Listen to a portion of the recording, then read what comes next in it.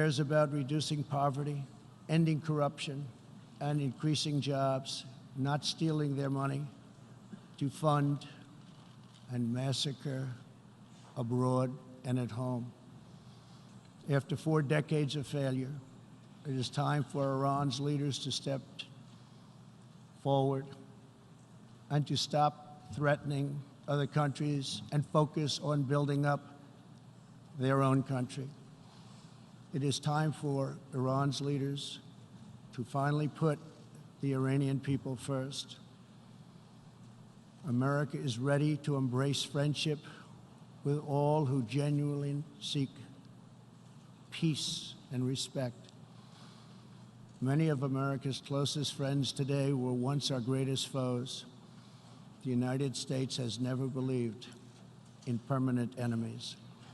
We want partners, not adversaries. America knows that while anyone can make war, only the most courageous can choose peace. For this same reason, we have pursued bold diplomacy on the Korean Peninsula. I have told Kim Jong-un what I truly believe, that like Iran, his country is full of tremendous untapped potential, but that to realize that promise, North Korea must denuclearize. Around the world, our message is clear. America's goal is lasting. America's goal is harmony. And America's goal is not to go with these endless wars, wars that never end. With that goal in mind, my administration is also pursuing the hope of a brighter future in Afghanistan. Unfortunately, the Taliban has chosen to continue their savage attacks. We will continue to work with our coalition of Afghan partners to stamp out terrorism, and we will never stop working to make peace a reality. Here in the Western Hemisphere, we are joining with our partners to ensure stability and opportunity all across the region. In that mission, one of our most critical challenges is illegal immigration, which undermines prosperity, rips apart societies, and empowers ruthless criminal cartels. Mass illegal migration is unfair, unsafe, and unsustainable for everyone involved. The sending countries and the depleted countries, and they become depleted very fast, but their youth is not taken care of, and human capital goes to waste. The receiving countries are overburdened with more migrants than they can responsibly accept, and the migrants themselves are exploited, assaulted, and abused by vicious coyotes. Nearly 1/3 of women who make the journey north to our border are sexually assaulted along the way. Yet here in the United States and around the world, there is a growing cottage industry of radical activists and non-governmental organizations that promote human smuggling. These groups encourage illegal migration and demand erasure of national borders. Today, I have a message for those open border activists who cloak themselves in the rhetoric of social justice. Your policies are not just. Your policies are cruel and evil. You are empowering criminal organizations that prey on innocent men, women, and children. You put your own false sense of virtue before the lives, well-being, and countless innocent people. When you undermine border security, you are undermining human rights and human dignity. Many of the countries here today are coping with the challenges of uncontrolled migration. Each of you has the absolute right to protect your borders. And so, of course, does our country. Today, we must resolve to work together to end human smuggling, end human trafficking, and put these criminal networks out of business for good. To our country, I can tell you sincerely, we are working closely with our friends in the region, including Mexico, Canada, Guatemala, Honduras, El Salvador, and Panama, to uphold the integrity of borders and ensure safety and prosperity for our people. I would like to thank President Lopez Obrador of Mexico for the great cooperation we are receiving and for right now putting 27,000 troops on our southern border. Mexico is showing us great respect, and I respect them in return. The U.S., we have taken very unprecedented action to stop the flow of illegal immigration. To anyone conducting crossings of our border illegally, please hear these words. Do not pay the smugglers. Do not pay the coyotes. Do not put yourself in danger. Do not put your children in danger, because if you make it here, you will not be allowed in. You will be promptly returned home. You will not be released into our country. As long as I am President of the United States, we will enforce our laws and protect our borders. For all of the countries of the Western Hemisphere, our goal is to help people invest in the bright futures of their own nation. Our region is full of such incredible promise, dreams waiting to be built, and national destinies for all. And they are waiting also to be pursued.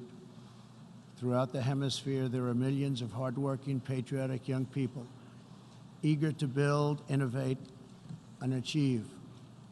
But these nations cannot reach their potential if a generation of youth abandon their homes in search of a life elsewhere.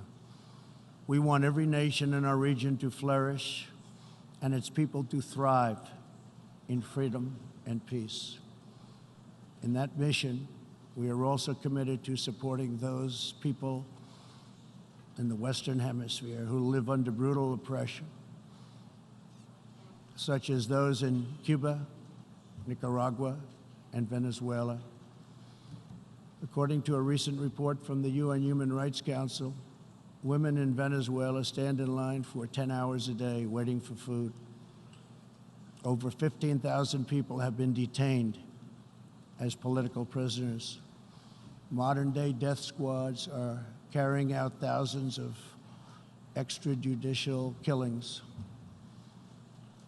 The dictator Maduro is a Cuban puppet protected by Cuban bodyguards, hiding from his own people, while Cuba plunders Venezuela's oil wealth to sustain its own corrupt communist rule. Since I last spoke in this hall, the United States and our partners have built a historic coalition of 55 countries that recognize the legitimate government of Venezuela. To the Venezuelans trapped in this nightmare, please know that all of America is united behind you. The United States has vast quantities of humanitarian aid ready and waiting to be delivered. We're watching the Venezuela situation very closely. We await the day when democracy will be restored, when Venezuela will be free, and when liberty will prevail throughout this hemisphere. One of the most serious challenges our countries face is the specter of socialism. It's the wrecker of nations and destroyer of societies. Events in Venezuela remind us all that socialism and communism are not about justice. They are not about equality. They are not about lifting up the poor. And they are certainly not about good of the nation. Socialism and communism are about one thing only: power for the ruling class. Today I repeat a message for the world that I have delivered at home. America will never be a socialist country. In the last century, socialism and communism killed 100 million people. Sadly, as we see in Venezuela, the death toll continues in this country. These totalitarian ideologies, combined with modern technology, have the power to excise new and disturbing forms of suppression and domination. For this reason, the United States is taking steps to better screen foreign technology and investments and to protect our data and our security. We urge every nation present to do the same. Freedom and democracy must be constantly guarded and protected, both abroad and from within. We must always be skeptical of those who want conformity and control. Even in free nations, we see alarming signs and new challenges to liberty. A small number of social media platforms are acquiring immense power over what we can see and over what we are allowed to say.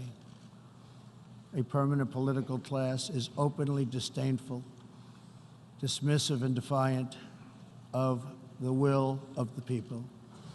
A faceless bureaucracy operates in secret and weakens democratic rule. Media and academic institutions push flat-out assaults on our histories, traditions, and values. In the United States, my administration has made clear to social media companies that we will uphold the right of free speech. A free society cannot allow social media giants to silence the voices of the people, and a free people must never, ever be enlisted in the cause of silencing, coercing, canceling, or blacklisting their own neighbors. As we defend American values, we affirm the right of all people to live in dignity. For this reason, my administration is working with other nations to stop criminalizing of homosexuality, and we stand in solidarity with LGBTQ people who live in countries that punish, jail, or execute individuals based upon sexual orientation. We are also championing the role of women in our societies. Nations that empower women are much wealthier, safer, and much more politically stable. It is therefore vital not only to a nation's prosperity, but also is vital to its national security to pursue women's economic development. Guided by these principles, my administration launched the Women's Global Development and Prosperity Initiatives. The WGDP is the first ever government-wide approach to women's economic empowerment, working to ensure that women all over the planet have the legal right to own and inherit property, work in the same industries as men, travel freely, and access credit and institutions. Yesterday, I was also pleased to host leaders for a discussion about an ironclad American commitment protecting religious leaders and also protecting religious freedom. This fundamental right is under growing threat around the world. Hard to believe, but 80% of the world's population lives in countries where religious liberty is in significant danger or even completely outlawed. Americans will never fire or tire in our effort to defend and promote freedom of worship and religion. We want and support religious liberty for all. Americans will also never tire of defending innocent life. We are aware that many United Nations projects have attempted to assert a global right to taxpayer-funded abortion on demand, right up until the moment of delivery. Global bureaucrats have absolutely no business attacking the sovereignty of nations that wish to protect innocent life. Like many nations here today, we in America believe that every child, born and unborn, is a sacred gift from God. There is no circumstance under which the United States will allow international entries to trample on the rights of our citizens, including the right to self-defense. That is why this year I announced that we will never ratify the UN Arms Trade Treaty, which would threaten the liberties of law-abiding American citizens. The United States will always uphold our constitutional right to keep and bear arms. We will always uphold our Second Amendment. The core rights and values America defends today were inscribed in America's founding documents. Our nation's founders understood that there will always be those who believe they are entitled to wield power and control over others. Tyranny advances under many names and many theories, but it always comes down to the desire for domination. It protects not the interests of many, but the privilege of few. Our founders gave us a system designed to restrain this dangerous impulse. They chose to entrust American power to those most invested in the fate of our nation, a proud and fiercely independent people. The true good of a nation can only be pursued by those who love it, by citizens who are rooted in its history, who are nourished by its culture, committed to its values, attached to its people, and who know that its future is theirs to build or theirs to lose. Patriots see a nation and its destiny in ways no one else can. Liberty is only preserved, sovereignty is only secured, democracy is only sustained, greatness is only realized by the will and devotion of patriots. In their spirit is found the strength to resist oppression, the inspiration to forge legacy, the goodwill to seek friendship, and the bravery to reach for peace. Love of our nations makes the world better for all nations. So to all the leaders here today, join us in the most fulfilling mission a person could have, the most profound contribution anyone can make. Lift up your nations, cherish your culture, honor your histories, treasure your citizens, make your country strong and prosperous and righteous, honor the dignity of your people, and nothing will be outside of your reach. When our nations are greater, the future will be brighter, our people will be happier, and our partnerships will be stronger. With God's help, together we will cast off the enemies of liberty and overcome the oppressors of dignity. We will set new standards of living and reach new heights of human achievement. We will rediscover old truths, unravel old mysteries, and make thrilling new breakthroughs. And we will find more beautiful friendship and more harmony among nations than ever before. My fellow leaders, the path to peace and progress and freedom and justice and a better world for all humanity begins at home. Thank you, God bless you. God bless the nations of the world. And God bless America. Thank you very much.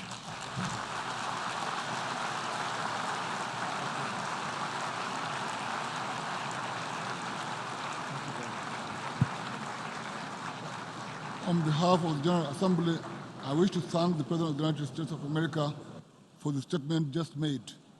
May I request the representatives to remain seated while we greet the President, after which the meeting will stand suspended for 5 minutes before resuming to hear the next speaker.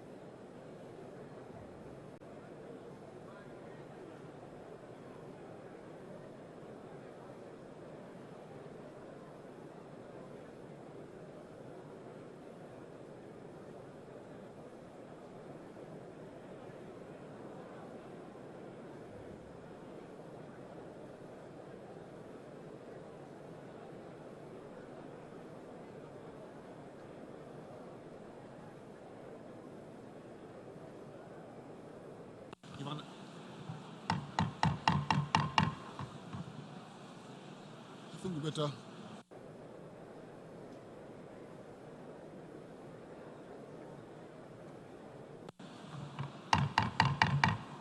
Please be seated. The session is resumed. Please be seated. 5 minutes is over, please. 5 minutes is over, please. Please be seated.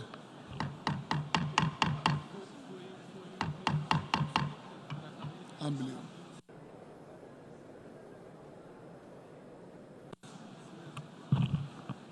Ladies and gentlemen, please be seated. The session is resumed. 5 minutes is over, please.